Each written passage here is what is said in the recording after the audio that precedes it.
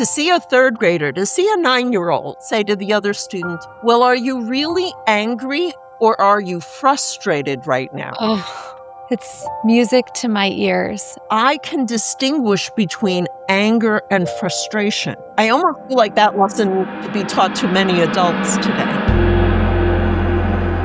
The physical, the mental, the emotional. It doesn't just apply to our students. We're not educating just the whole child. We have to recognize that we have whole educators who educate those whole children. And so we need to be attentive to and mindful of taking care of our educators. One of your elementary schools was awarded an assigned golden basketball for being one of the top 10 schools to effectively address the pressing issue of chronic absenteeism. Because our students in that school had the benefit of the highest percentage of Breathe for Change trained educators implementing the strategies in their classrooms on a daily basis. So it wasn't weekly, it wasn't monthly, it wasn't, oh, today we do SEL. It was every day.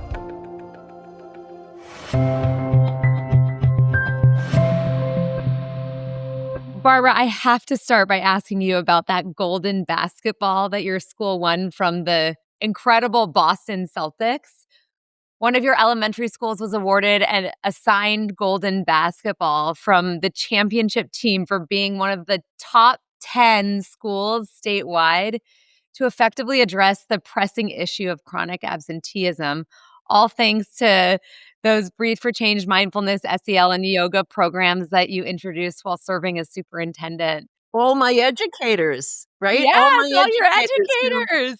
who've done such remarkable work. Yeah. Did you ever imagine that getting teachers and your students to embrace human intelligence would land you an NBA trophy? And I want to know the story behind this win and what was your reaction when you saw how something as simple as mindfulness, mindful movement could actually spark such huge transformations in your district? Tell me about it. I didn't set out. Well, we had a district improvement goal to improve chronic absenteeism. Coming back from the pandemic, this is not an issue in my district or in my state. It's a real issue that affects students nationwide. It's a huge problem. And, you could have the best educational program in the world, but if the students aren't there to access it, they're not getting the benefit of all of our educators' hard work. Mm-hmm. And so, if I think about like the 5-year trajectory from me initiating and Breathe for Change to the day they handed us this signed golden basketball with all of the names of the Celtics who had won the national championship. They just won the championship. It's so Right? cool. This was huge for my little district. It was just huge.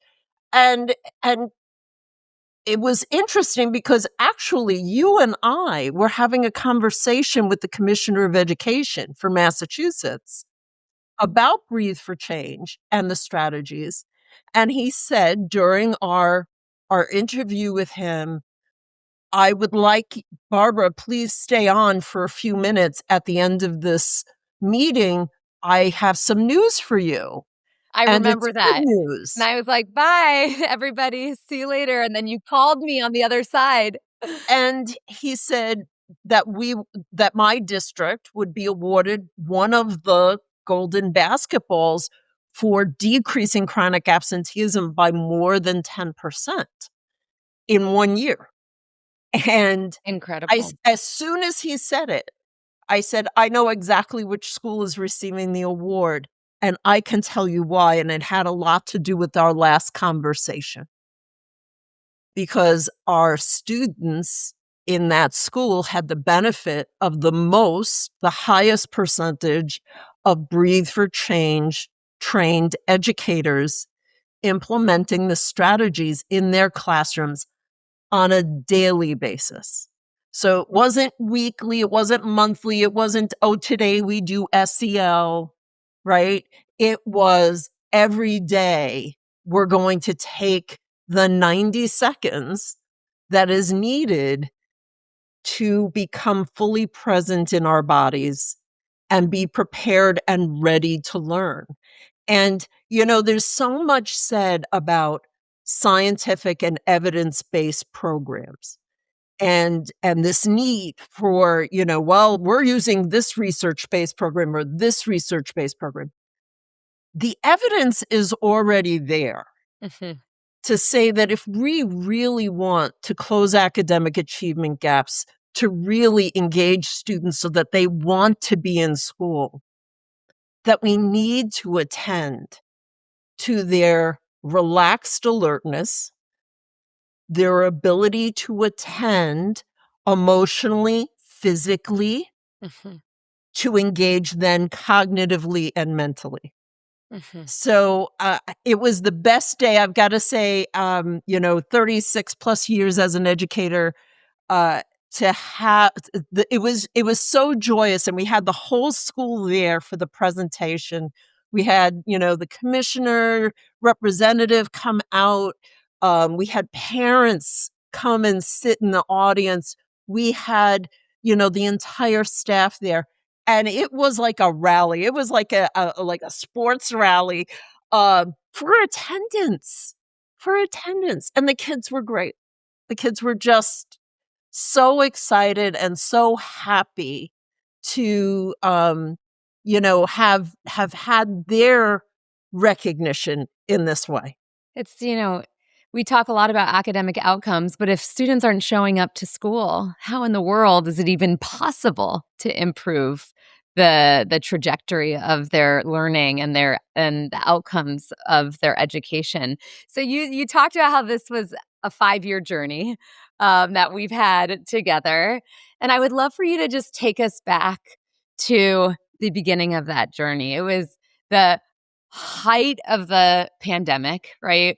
Their schools were just returning back in person, and you said that your teachers were completely fried from the stress of it all, and I know you were too. And instead of the usual professional development or the superintendent pep talk that you might give to all of your teachers as they made this transition, you did something completely off the charts atypical, right? You went and you came to the Breathe for Change training. You got certified as a mindfulness, social emotional learning, and yoga teacher. And then you, as the superintendent of the district, invited your staff from, across the district to join you on the mat as you brought these practices to them. So I just would love for you to speak to like what inspired you to take that atypical route. And can you walk us through what those first Friday yoga sessions in the library that you led were like? Like, what was the initial response from your teachers? And did you have any idea at that point, Barbara, that it would catch on like wildfire? Tell me it all. I was taking a huge risk, seriously, um, so it what during the middle of the pandemic when we were still in remote learning, there were so many things that were considered a change in practice and so needed to be negotiated. And educators were, remote learning when it's planned for and it's mindfully implemented can be a really effective tool. But to have it suddenly thrust upon us, we shut down for March 13th because we had initial cases in my district. And by that Sunday, the 15th, um, the whole state was shut down. And that's how fast it was, right? It was very fast. And it was really like Maslow's hierarchy of needs. We're gonna get our food services up and running. Then we're gonna get to technology deployed, particularly to families who didn't have it. And I never knew what a hotspot was, but that we needed to learn about hotspots. So it was a really intense time, and the work, which was already demanding, became 24/7. Oh, I remember it And was so I was doom scrolling one night because I was so stressed myself, and I came across a Breathe for Change ad. And I was like, huh, I want to know more about this. Let me find out more about this. And I found out, oh, they were offering free online yoga classes. And I was like, oh, maybe I should do that. I really need that. You just needed a breath, Barbara. And then the next thing I knew, there was the discussion of joining the program and getting trained. And so simultaneously, my teachers were saying, you know what, morale is really low right now. And that's a we problem, right? It's not a management problem. It's not a labor problem. It's a labor management issue. And I didn't want to be losing teachers. So I I said, you know what, this is really good, but I'm not going to ask my teachers to do anything I wouldn't be willing to do. Mhm. So I went through the training. I said, that first year we were coming back and it was hybrid remote learning. And I said, hey, for anybody who's interested, I'm going to be doing a yoga class on Fridays in the high school library because we could physically distance, right? And I was like, we'll see who shows up. I might not get anybody. And I had on average around 15 teachers who came, but I had 10 who came every week. After the very first week, they came every single week. And after I went through the 6-week program that I had set up, I said, how many of you would be interested in going through this training? And all 10 got trained that summer. I remember I was leading the training, and whenever I would open up space for the educators to share about their experience, there'd always be one hand that's like, "I'm one of Barbara's teachers, and we have the best superintendent in the world, and she's standing for this work, and it's making such a big impact." And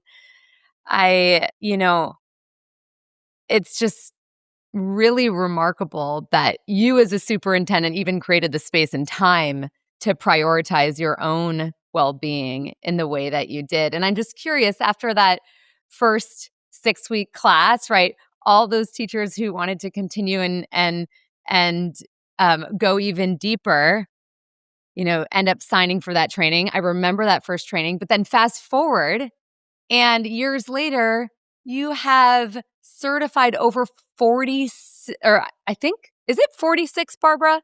Is that Yeah, the number it now? was over 40. Yeah. Yeah, 46 Breathe for Change, teachers in your district, many of whom just also graduated from our first and second Masters of Education cohort and have their master's degree through us. So how did you tell us about that? Like, how did you go from a small pilot to In the making very first cohort of the master's degree, we had 5 teachers from North Adams achieve their master's degree, 4 of which were from the original 10. So they not only did their wow. 200-hour, they did their 300-hour, and then they went and did the action research to be able to get their master's. I'm so proud of them. I'm so proud of them because they're taking a risk. I was taking a risk. Imagine in your districts, right? Districts around the world, the superintendent says, I'm going to teach yoga. Come on down.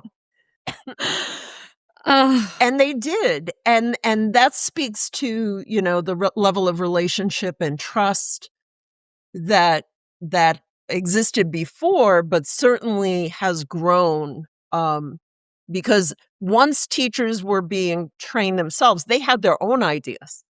They needed to be able to grow their own programs, whether in their classroom, in their team, or in their school.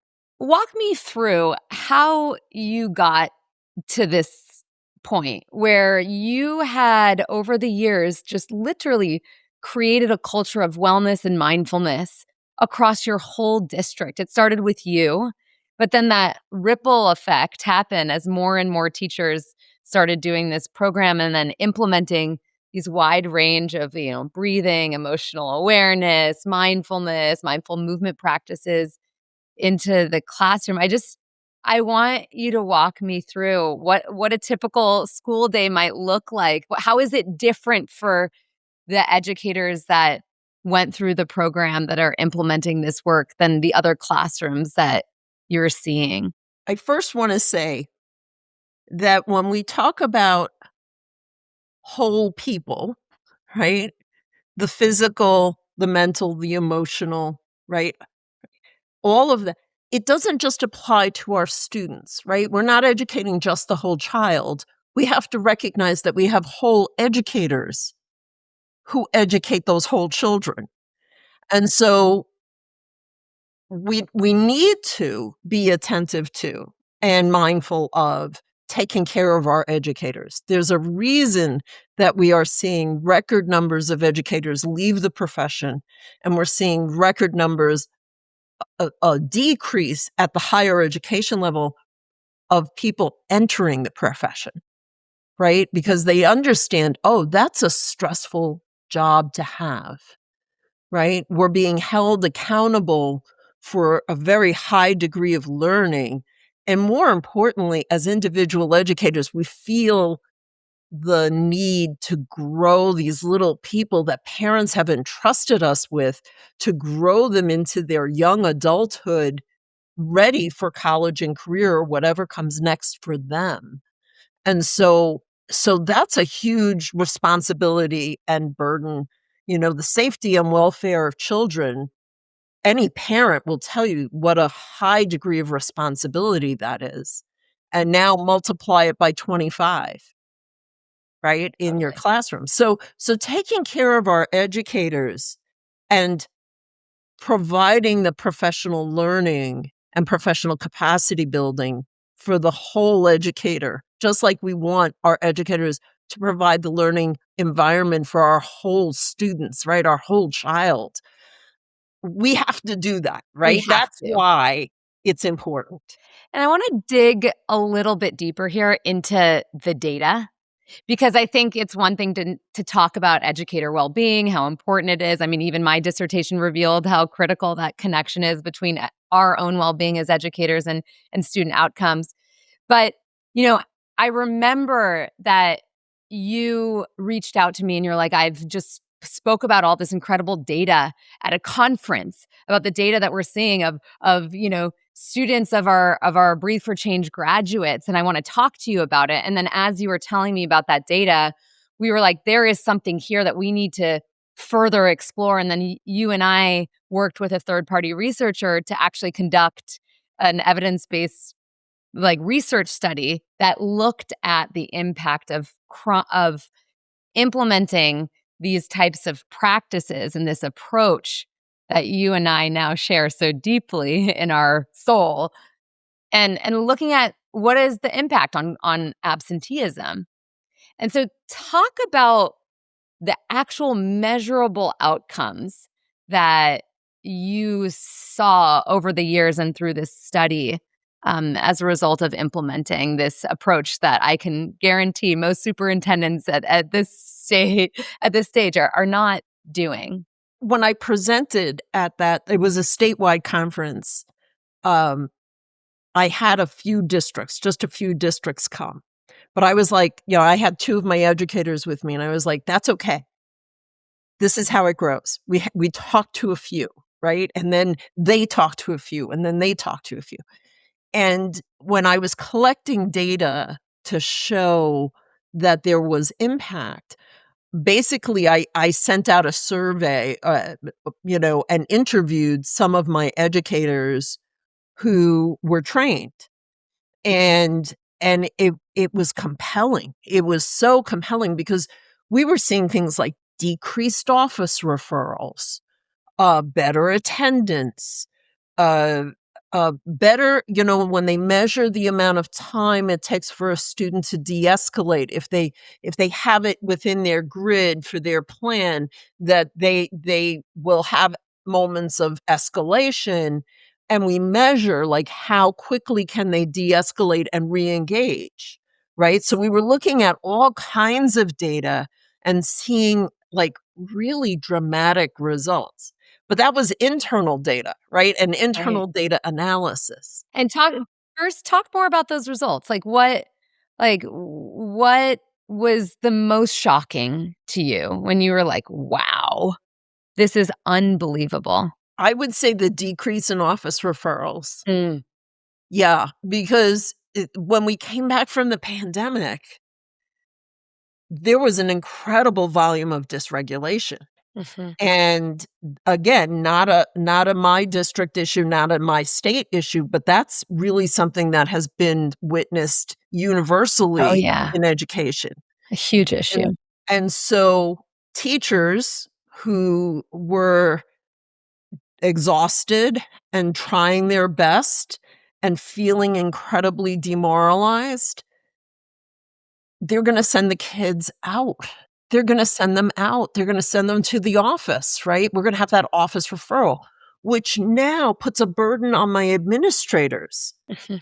right? They're running around, they're trying to do what's right. So it was like it creates this kind of volume that like a three-tiered or a tiered system of intervention can't address because there's not a universal intervention that's effective, and so more and more students are needing targeted and intensive intervention just to maintain. And so when a teacher says in a class of 25 plus, I had no office referrals this year, like that's a miracle. That's Right? I wanna know more. unbelievable. I wanna know what are you doing? And to see that they're using a mindfulness strategy to settle in the morning, and students are setting their intention for the day, and maybe using some classroom developed affirmations that are up on the wall that the teacher refers to. What might be an example of one of those affirmations? I can do hard things. Mm. To see a third grader, to see a 9-year-old really think about, yeah, I'm resilient. I can do hard things, It's game changing. right? Like it allows for them to think outside of just the emotional response to how they're feeling. So, two of my educators did a research project for their master's degree. And what they found was they were using two-word check in. My Right? favorite How are we feeling strategy. today? What's your two-word check-in?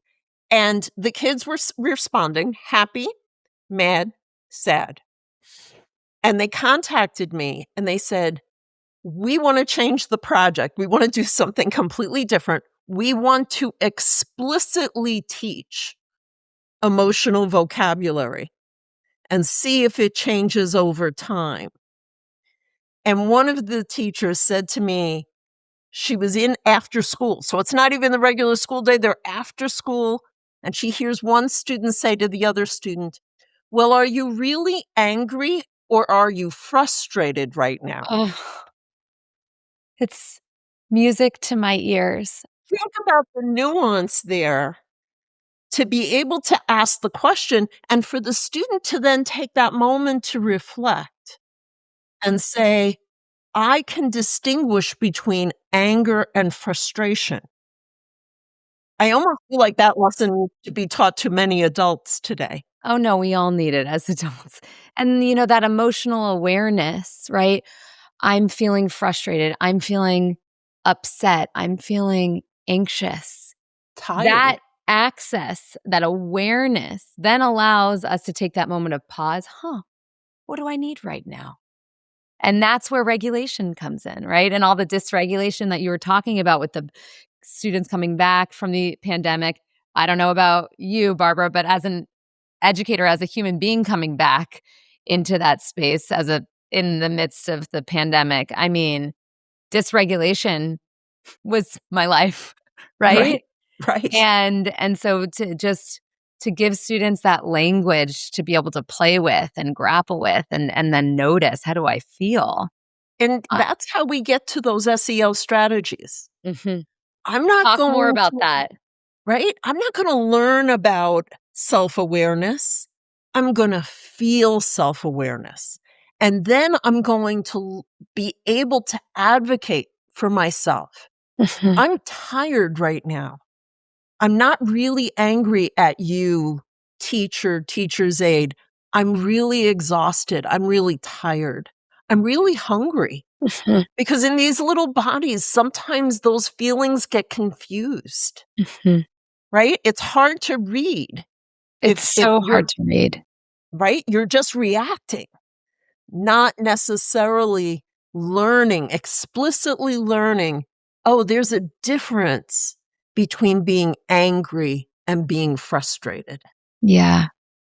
And that difference is the access to either shutting down, being stressed, being unseen, or feeling like, "Oh, wow, I can give myself what I need right now." And it's transformational, right? That distinction is huge and it totally impacts teaching and learning outcomes. So, as you're speaking, I'm like, I'm in a master class with this remarkable superintendent, Barbara.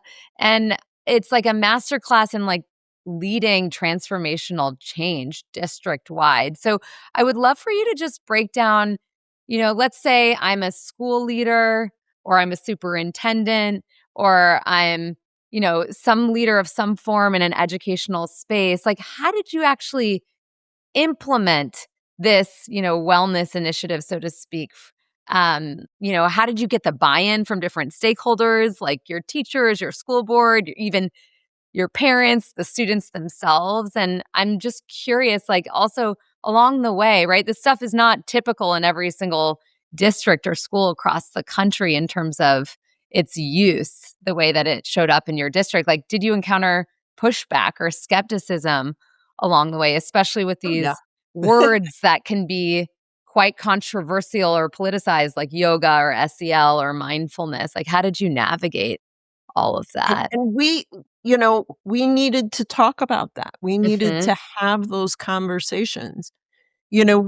When we were coming back from the pandemic, there was a huge influx of funding to public education, mainly because the federal government needed the schools to reopen in order to reboot the economy, quite frankly, right? That was the purpose. But the funding in many districts, people really weren't sure what to do with it. There were some parameters around how the money could be spent. And my feeling was it needed to be spent on my educators. Right? I needed to give them the tools to be able to meet this moment. And so that's where the resources came from, was really saying, "Okay, I'm gonna invest in my infrastructure. My infrastructure is through my human resources." The power of humanity. I mean, focusing on those of us that are teaching our kids is the way to go. And then when you think about, how do when I was working with the union around this, well, for my educators, getting graduate credits makes a difference in their salary, right? We have both, vertical and lateral movement in their salary schedules.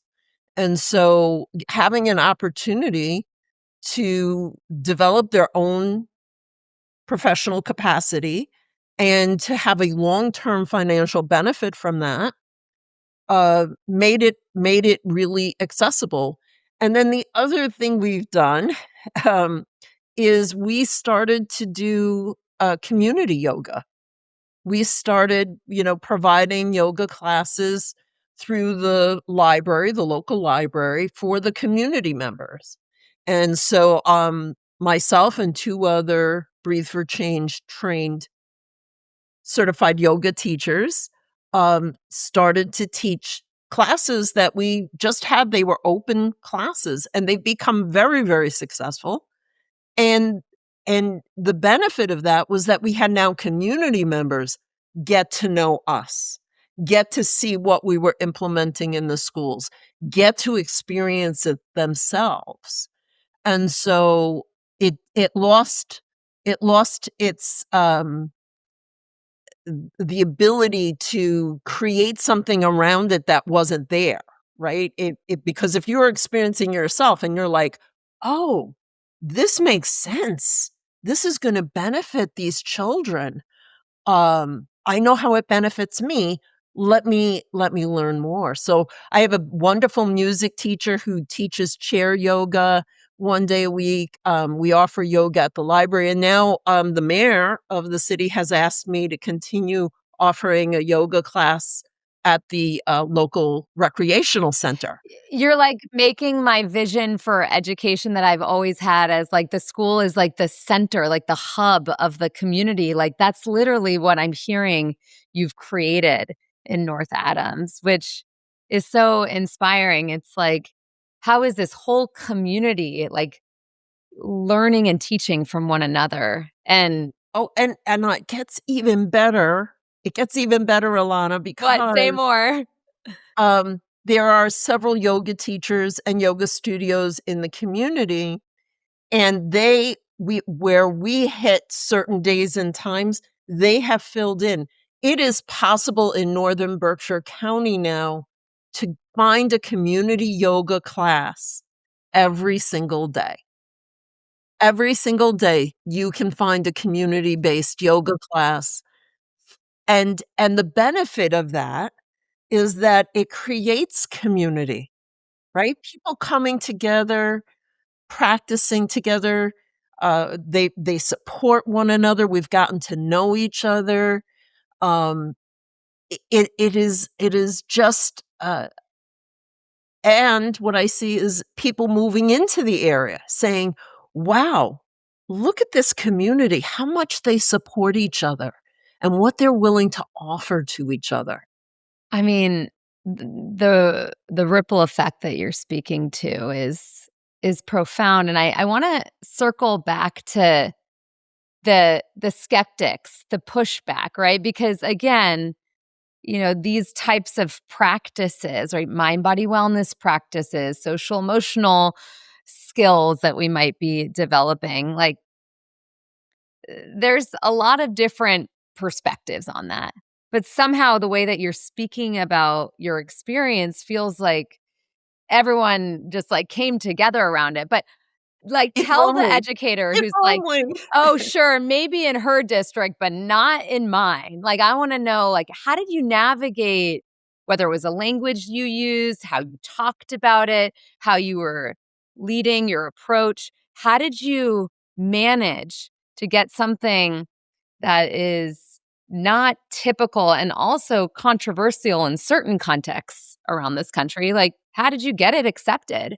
How did you grow it in such a way that, had the outcomes that you had? All right, a couple of points to this response. The first one sounds really dismissive and rough, and that is, if you're gonna lead, develop a thicker skin, because not everybody's gonna agree with you. Mm. And that is just facts, right? Like, there are gonna be people, especially now, right? It's very easy to be able to comment on something. And as we became more popular and had newspaper articles and, little, highlights in the local media, like, there were people who came back and had negative comments to be made. What I had to focus on is that I know as an educational professional who have studied the ways that people learn, that I believe what we're doing. And I had to tell my teachers, "Don't you worry about it. I have your back.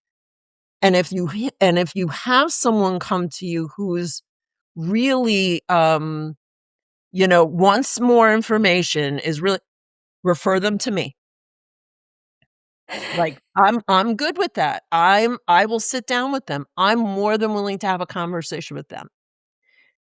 And there was a lot of misinformation. So combating misinformation and doing that in a way where you can speak to something that you are passionate about and recognize the humanity and the dignity of the person who's asking the question, even if they're asking the question in what could appear as really inappropriate ways.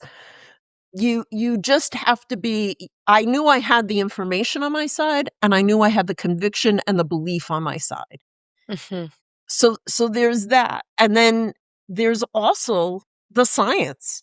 I'm a science educator. I taught chemistry in high school for You're years. like, let me show you the data. It's right here. Right? There is science that shows that when we attend to 3 deep breaths, right? 3 collective breaths, and we calm that nervous system, just that little bit, Mhm. that we then set our students up to be able to hear what is said next. Mhm. Mhm. And and when they witness it, when they observe it, when they can see it, and when the data says 90 seconds of deep breathing will soothe and reverse a dysregulated system. If that's what it takes, why aren't we doing it? That's what I say to our educators in our training and our master's program all the time is these practices, whether it's 3 collective breaths or some mindful breathing, or maybe you're moving your body in some way, shape, or form that energizes you, they buy you back time. Because if we are disengaged, overwhelmed, anxious, tired, how in the world, as educators, are we able to effectively teach? And as students, how can we focus on learning? You literally can't. And so these practices, they allow us to come back to our center, to be present, to be capable and able to actually engage in education. And so I love that you're like, "Well, skeptics, come talk to me. I'll prove it to you." Like your conviction and the depth of experience that you have with implementing this work is very clear. And I just want to frame the scope of the issues that around absenteeism that I think that you in particular have addressed incredibly, right? In the US, uh, there's 14 million students who were chronically absent last year. 14 million students. That means that they missed 10% of school days. So like in 2 weeks, that's 1 day of school. That how And let's put that in perspective, right? Students attend in my state, students attend school 180 days a year by law.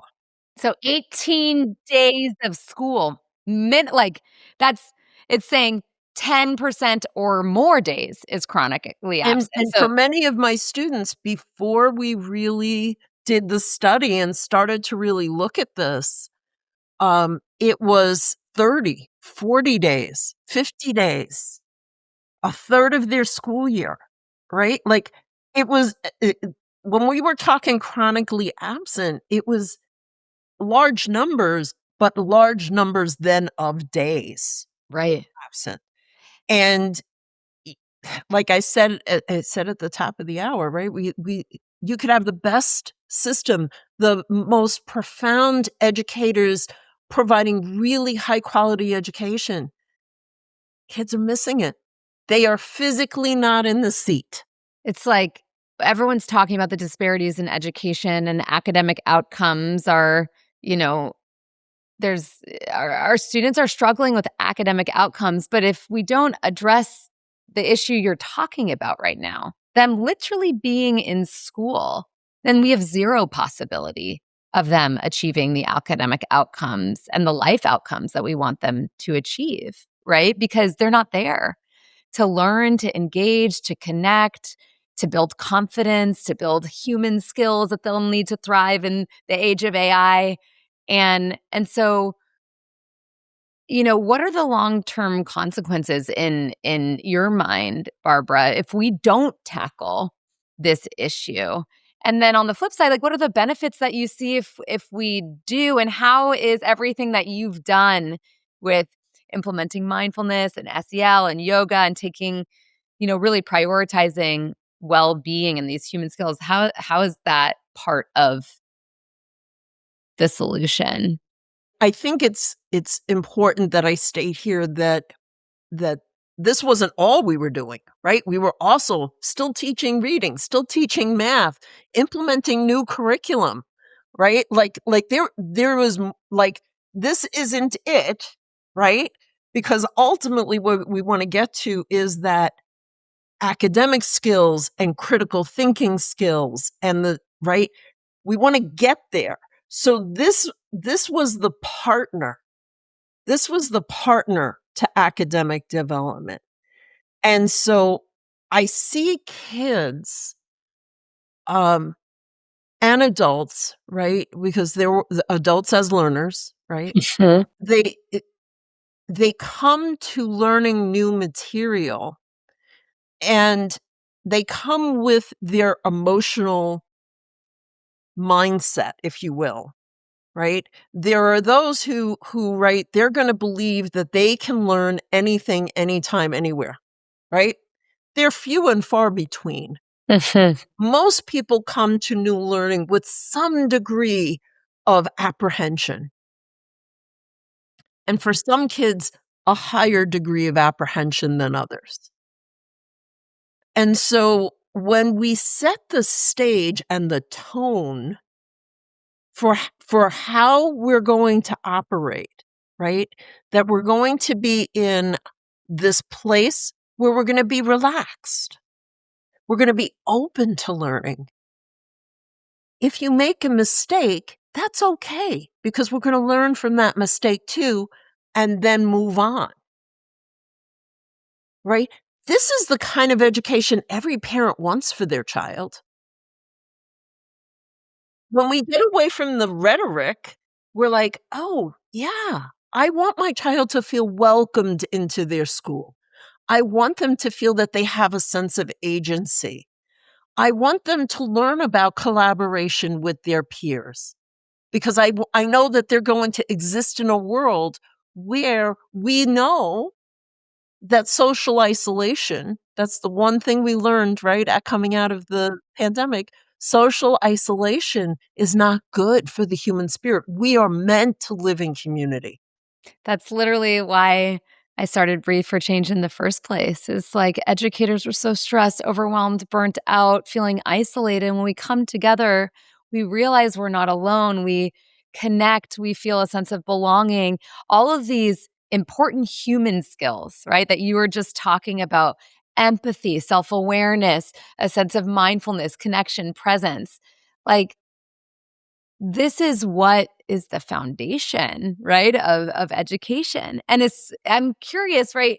I know you and I have talked about this a lot, but right, we love AI. There's a lot of ways in which you and I are using AI to enhance our performance and to be more efficient at certain things. But AI cannot replace our humanity.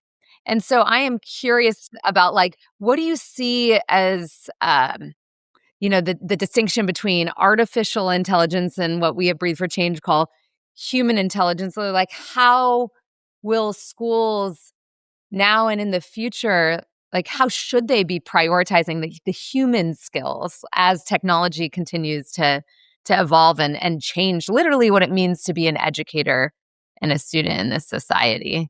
How do you think about that? I love the way you set that up because I do believe artificial intelligence in the educational community sometimes gets a bad rap. And yeah, I use AI. It's a great tool. Sometimes I let it do some initial research for me, but I always have to check to make sure, is this valid? Does it come from valid sources? Um, so it's a great tool. And we want students to learn how to use those tools, which means they have to be able to discern good information from misinformation. They need to be able to question. That doesn't sound right. Huh, I better go look that up. let me find out a little bit more. Those kinds of very high level critical thinking skills where they synthesize and innovate based on the information they've learned, that happens because we pay attention to human intelligence. And we develop those skills necessary for them to be fully actuated human beings, right? We talked about the whole child, right? We want to be full, whole children who are able to say, oh, I read this. I have some questions about it, Totally. right? Totally. I saw this on the internet. I have some questions about that. Tell me about it. I want to know. Right? And then to experience, right? Because we know that for our young people, the amount of time that they spend on their devices, whether it's a cell phone or on a laptop, the amount of time that they spend on that as their social engagement, meaning they're playing video games and connecting with people through online media, they're using social media as a means of connection. We know that that's a very dangerous route because for them in their developmental stage, that's real. This is a real world for them. And so when they get ganged up on, or when someone makes a negative comment, or is harsh to them in those platforms, or worse, manipulative in those platforms, we run the risk of that student feeling bad about themselves, getting depressed, even to the point of doing self-harm. So we need to grow these young people to be ready for the world they're gonna live in, which is gonna look different than the one that I was in when I was a high school student. Mhm. And Barbara, I know you've told me this many times, like that you live by the mantra, you can't pour from an empty cup. And I think that, the story that you just told us about you prioritizing your own well being first and foremost, and then deeply investing in the well being, the health, the vitality of your educators so that you can have those like ripple effects on your students, whether it's radical 15% increase in chronic absenteeism in your district, improvements in academic outcomes, way less referrals, all the things. We saw all of it in the data. I just, and I for those of you listening, Barbara won Massachusetts Superintendent of the Year award when all of this was happening, and also so many countless other awards, and also was the president of the superintendents. All of what is it called? The Superintendents Association of Schools. The Association of School Superintendents. And so the impact that Barbara has had on superintendents, principals, teachers, students, I mean, it's magnificent. And what I want you to just kind of leave us with is, you retired last year as a superintendent, and there's this legacy that you've now left in that role. And also, you're not done in education, right? You're now a faculty advisor for us in our master's program. And so many of the educators that go through our master's get to be advised by you and mentored by you. And you're doing so many other things. I'm curious, like, what's the legacy you're leaving behind from the work that you did in your role as superintendent? What's the most important message, so to speak, or thing that you're proud of? And then what does the next 5 to 10 years look like for you?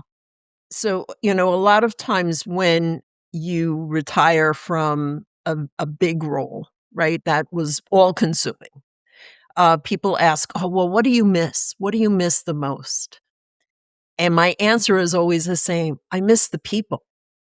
The people were the ones who made all of these initiatives happen. When you're a leader, you may create the path, you may point in the direction, but unless people are willing to follow, you could be a one-man band, right? You could, you could be that drum major out in front of the band, and if they're not marching behind you and they're not following, it's wasted effort, right? And so the legacy in the district is that investment in people. And a lot of that work continues beyond me, um, because they had the benefit of really driving those initiatives themselves. It's their work. It's, when you're the leader, it's our work. It's never my work. And I am teaching in a principal preparation program as well as my work with Breathe for Change, and I'm teaching yoga. And I feel like those have become incredible opportunities to ensure that I continue to invest in the people who will be doing the work long after I am a footnote in history, in my community, long after that time. I used to say to my kids, living in New England, there's a lot of cemeteries. And I would say, you see that cemetery over there, that really old cemetery from 100 years ago or 150 years ago? Every one of those people thought that their life was the most important. Hmm. And that's going to be true for all of us, right? Like, while we're here, we make a difference so that the legacy carries on through the people that we leave behind. And so that's my goal, is to develop a next generation of school leaders, and to work with our Breathe for Change educators, who are teacher leaders, right? They are leaders in their own right, so that they will carry on the work of caring for and taking great pride in the work that they do on behalf of children. Barbara, you are just such an inspiration to me. I'll never forget the first day in training where you're like, "Hey, I'm Barbara," and "Oh, what do you do?" "I'm superintendent." I'm like, "That is unbelievable. You're the first superintendent that's ever taken our training, but definitely not the last, because you have set the precedent for what is possible when leaders in education stand for not just, you know, the cognitive side of our education, but the whole educator, the whole student, and the the the possibility that is available when we actually prioritize the well-being of everyone in a school system. And you did that, and because of that, the outcomes are beyond happening. And I'm just so grateful to have met you in this path and now be a deep collaborator with you. And I can't wait to get every superintendent on board to have access to the kind of tools that you've shown can really make change in education. So thank you for taking this time to connect. I know that you and I could talk for I hours was and just hours going and to say, hours and like, hours, and next we time always we just need will. to make sure we have tea and we can go for hours. Yes. So you not only are leaving a legacy from the work that you did in your district, but I know through the work that I'm doing and that we're doing together at Breathe for Change, that's impacting millions and millions of students everywhere, that your leadership is inspiring that work and the vision of what's possible. So thank you for continuing to give yourself, even though you're retired, you won't stop. And I feel like our educators are so lucky to have a leader like you in their lives for inspiration. Well, So thank you so much for the opportunity, for the vision. I mean, that was a big goal, a big vision, and I was so glad to jump on and be a part of it, and to continue to be a part of it, and to see just where this goes. Because when we don't do these things, right? When we don't do these things, what does that look like? I don't really wanna find out. I wanna keep doing these We're not things gonna that I let know that work. happen, Barbara. We're not gonna let that happen, and this is just the beginning. So, love you. Love you Till too. next time, my friend. See you Please give soon. those babies kisses for me. I will. Bye. Bye-bye.